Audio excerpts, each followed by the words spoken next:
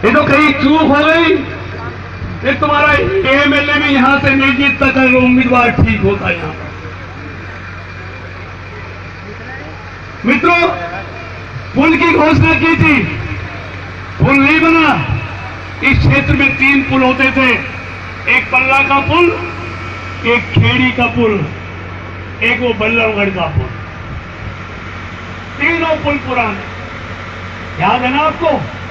घंटों घंटों जाम लगता था। कोई बारात में आता था नहर पार, तो बगैर बारात करे इतना लंबा जाम होता था, वापिस घर जाके खाना खाना पड़ता। आबादी लाखों की हो गई, कभी चिंता नहीं की कि नहर पार के लोगों को जाम से मुक्ति दिलानी है, उनको भी बढ़िया बढ़िया पुल चाहिए। मवई के लोग कहां से आते थे? घंटों घंटों जाम में फंस के आते। इमामपुर का पुल था, वो टूटा हुआ था। लोग मवई के लिए नारे कैसे आते थे, कितनी दुर्घटनाएं हो गई, कितने लोग मर गए। लेकिन हुड्डा सरकार की आंखें नहीं खुली। उनके लगे कितने ही मर जाए, उनको क्या, जिसका मरता है उससे पूछो उसके दिल पर क्या बीतती है। तुमने कभी इस इलाके के नौजवानों की चिंता नहीं की कि वो कटपुरा से गुजरते हैं, रोज एक्सीडेंट होते हैं, कितने नौजवान इस नहर की भेंट चढ़ गए। लेकिन 10 साल तक तुम्हें कभी चिंता नहीं हुई इन दुर्घटनाओं की। आज धरना दे याद आ गए। धरना भी इसलिए दे रहे हो कि विपक्ष में आ गए। अगर इन पुलों को बना देते, लोगों के काम कर देते, तो धरना देने की जरूरत नहीं पड़ती। तुम तो राज कर रहे हो। लेकिन आज देखो, दर्जनों पुल देखो आप, और सिंगल नहीं 4 लेन के पुल बन रहे हैं सारे। इमामपुर का पुल बनकर तैयार हो गया, अगले महीने जून के लास्ट में पल्ला का 4 लेन का पुल बनकर तैयार हो जाएगा। ये आपका 29 सेक्टर का चली रहा है टकाटक, बड़े आराम से। आप खेड़ी पुल तो कोई जाता ही नहीं है। आगे देखो कितने पुल बनकर खुल गए, कहीं कोई जाम का नाम नहीं है। और आगे देखो अभी जो तिगाम वाला पुल है, जो बरसों से नहीं बना, दर्जनों गांवों को जाता है, उसकी देखो 4 लेन का बन रहा है, कंप्लीट हो जा रहा है। जो हुड्डा घोषणा कर गया लेकिन पुल नहीं बना, पल्ला का और वाका। अरे हम तो तुम्हारी घोषणाओं पर भी फूल चढ़ा रहे हैं हुड्डा साहब, जिनकी घोषणा तुम करके गए थे। तुमने फूटी कौड़ी उनके लिए भी दी, उनको भी हम पूरा कर रहे हैं। मित्रों, मैं सारे कामों की चर्चा करूंगा तो बहुत। ये नेशनल हाईवे NH2 जब बदरपुर से चलते थे, कितने जामों से गुजरना पड़ता था, बताइए जरा। 20 साल से नेशनल हाईवे पर सिर्फ टेपियां लगती थी, कभी मरम्मत नहीं होती थी NH2 की। मेरे को विभाग मिला, आप देखो यहां से बदरपुर से चढ़ते हो, कैबिनेट में आ जाते हो, बताओ ईमानदारी से। ऐसा इंतजाम कर दिया कि बदरपुर बॉर्डर से चढ़ोगे 10 मिनट में बल्लभगढ़ क्रॉस कर जाओगे, 2-3 महीना और रुक जाओ, ऐसे टकाटक गाड़ियां चला करेंगी। इतना बढ़िया रूट बना है। यूपी जाने के लिए मझावली में पुल बना रहा हूं 400। आपके बराबर में कॉलेज और 9 कॉलेज बना रहा हूं, जिसका काम टेंडर हो गया है। आपको कहीं आपके बच्चों को कॉलेज में पढ़ने के लिए कहीं जाने की जरूरत नहीं होगी। यहीं सामने बुबानी के बराबर एक डिग्री कॉलेज और इवनिंग में लॉ कॉलेज बना रहा हूं। पहला लॉ कॉलेज होगा फैजाबाद लोकसभा में, जो आपके पड़ोस से बनने जा रहा है। सड़कें आप देख लो, मवई गांव में मैं पार्षद था, आप तो बहुत दिन से रहते हैं। मवई आते थे, कैसे रखते थे मवई के? उससे पहले भी MP थे, उससे पहले भी MLA थे, मंत्री थे, हमारी सरकार नहीं थी तब भी थे वो। इसने रोका। आज मवई की हालत देखो, कॉलोनियों के सारे रोड आज बता दिए। चाहे पुलिया की बात हो, चाहे पुलों की बात हो। अरे तुम पुल क्या बनाओगे? तुम पे तो इस क्षेत्र में एक पुलिया भी नहीं बनी, एक पुलिया भी नहीं। पुल तो वो बनाएंगे जिन्होंने पुलिया बनाई हो। 10 साल में तुम पे एक पुलिया नहीं बनी, तुम पुल बनाने की बात करते हो, भेदभाव की बात करते हो। अरे हुड्डा साहब, भेदभाव ये क्या होता है ये हम बताना चाहते हैं इस प्रदेश के लोगों को। भेदभाव हरियाणा में नौकरी निकलती थी 100 में से 80 नौकरी जाती थी रोहतक। प्रदेश के विकास के लिए पैसा आता था 100 रुपए और ये ITI उसमें से 80 खर्च होता था रोहतक। IIM मिलता था वो भी रोहतक जाता था, IIT मिलती थी वो भी रोहतक जाती थी, मारुति का कारखाना मिलता था वो भी रोहतक जाता था, एम्स का हॉस्पिटल मिलता था वो भी रोहतक जाता था, सड़कें बनती थी वो भी रोहतक में बनती थी, नहरें खुदती थी वो भी रोहतक में बनती थी, पुल बनते थे वो भी रोहतक में बनते थे। अरे तुम तो रोहतक से बाहर निकले नहीं, तुम सबका साथ और सबका विकास को क्या जानो। ये मोदी और मनोहर लाल है जिसने कहा था हमारी सरकार में सबका साथ और सबका विकास होगा। और मित्रों में सारे चर्चा नहीं करना था, मेरे कहने की जरूरत नहीं, अपनी आंखों से खुद देख रहे हो। मैं ये नहीं कहता कि इन 3 सालों में मैंने समझ धरती पर ला दिया है, लेकिन हमने उतना काम कर रहे हैं, 2 साल बाकी है, जितना काम इन कांग्रेस के लोगों ने 50 साल में नहीं किया, उतना काम हम फरीदाबाद में करके आपको दिखा। अभी आपकी पुलिया भी कोई जाती थी, अभी 1 करोड़ 80 लाख की लागत से बन रही। अभी आप देखते हो नहर के सारे आते हैं, एक वहां पर जाके वो कटपुड़ा आता है जहां से नहर निकलती है, वो नाला निकलता है, कितने लोग रात में देख के चौड़ी सड़क होगी सीधा आते हैं मोटरसाइकिल से, उसमें गिर जाते हैं। मैंने कह दिया है वहां भी नया पुल बनाओ और उसको भी बड़ा चौड़ा करो, उसको भी बना के तैयार कर रहे हैं। और सिर्फ यही नहीं, आपके जो मवई की फिरनी है, आप इस रास्ते से तो जाएंगे इस पुल पे, नए पुल पे, लेकिन मवई की फिरनी से जहाँ वो मोहन पाल घर है ना, वहां से जा रहा, वहां भी एक पुलिया मंजूर करा दी है, सीधे वहां से भी नहर पे जा सकते हैं। अभी जब से हमारा बहुत बड़ा कार्यकर्ता ये करा था, सबकी बन रही है, मेरी नहीं बन रही, चिंता मत कर, तेरी भी बनेगी। तो इसलिए मैंने कह दिया, आज ही कह दूंगा वो पुलिया भी बनेगी जस्सी कॉलोनी की नाले पे। और जो ये सड़कें हैं आपकी, मवई से मजीदपुर वाला रास्ता है, ये हम सीमेंटेड बना रहे हैं, आप उद्घाटन कर रहे हैं इसका 80 लाख की लागत से। आगरा कैनाल से जस्सी कॉलोनी तक एक पूरा RMC का बना रहे हैं, पूरी पुलिया से सीधा आओगे RMC के रोड पे आओगे, इंटरलॉकिंग टाइल पे नहीं आओगे तो रोज टूट जाए, रोज तालपुर की सड़क, सीमेंटेड सड़क पे आओगे आप। 65 लाख की लागत से ये बना रहे हैं, इसका आज हम शुरू कर रहे हैं। साई मंदिर रोड है, 65 लाख की लागत से RMC का रोड वो शुरू कर रहे हैं आज। 2.5 करोड़ का कम्युनिटी सेंटर, फरीदाबाद के किसी सेक्टर में 2.5 करोड़ का कम्युनिटी सेंटर नहीं है आज तक भी, सिवाय 31 सेक्टर को छोड़, वो भी मैंने बनाया था। फरीदाबाद पूरे में अगर एक भी 2.5 करोड़ का कम्युनिटी सेंटर हो तो मुझे पता, मैं जिम्मेवार हूंगा। आज तक नहीं है, लेकिन आज के बाद बहुत होंगे।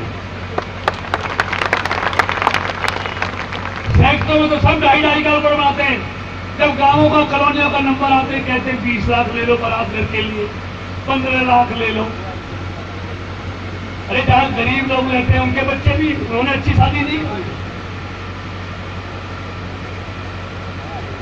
मैंने अधिकारियों का भूल जाओ, अब इस देश का प्रधानमंत्री अमीर का बेटा राहुल गांधी की दया पर रहने वाला मनमोहन सिंह नहीं है, अब इस देश की गद्दी पर चाय बेचने वाले का बेटा नरेंद्र मोदी है। इसलिए गांव और कॉलोनी में भी 2.5 करोड़ के बराबर घर बनेंगे, चाहे शहर में बने न बने, लेकिन गरीबों के लिए बनेंगे। आज 2.5 करोड़।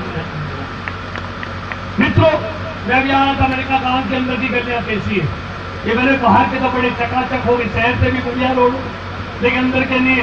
मैंने एक्शन साहब, बंसल साहब हमारे बहुत काबिल अफसर, मैं कहा 50 लाख रुपए उनको भी देता हूं, अंदर की गांव की गलियां भी सारी बढ़िया कर दो। ये भी अंदर कह रहा है 1 ट्वेल चाहिए, बंसल साहब 2 ट्वेल दे दो, 2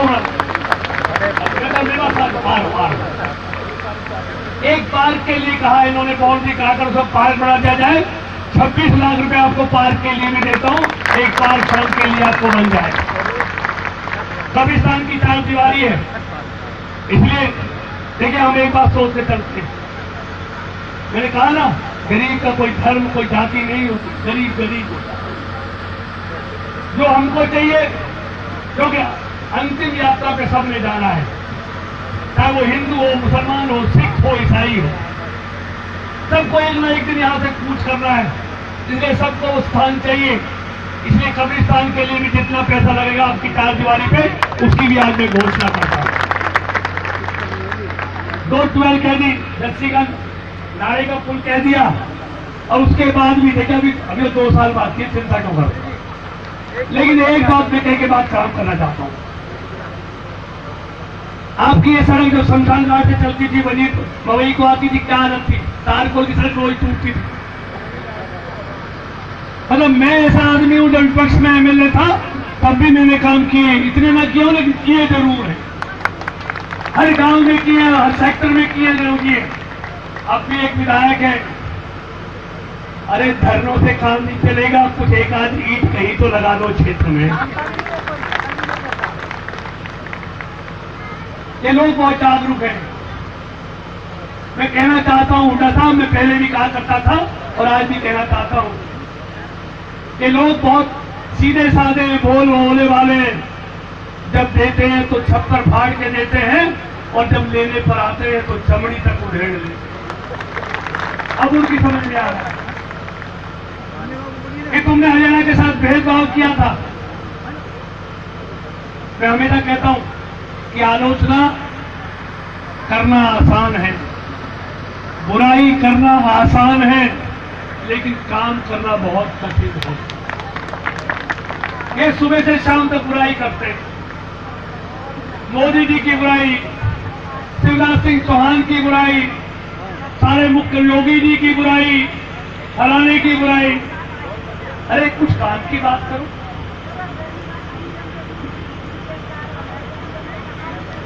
तो मैं ये कह रहा हूं, इसीलिए कहते हैं लक्ष्य तय करना आसान है, लेकिन लक्ष्य को प्राप्त करना बहुत कठिन है। और हम भारतीय जनता पार्टी के लोग हैं, जो कह के जाते हैं वो करते हैं।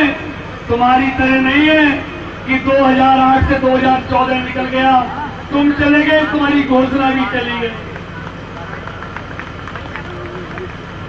लेकिन मैं आपके बीच में कह के जा रहा हूं, जितने काम आज कह के जा रहा हूं,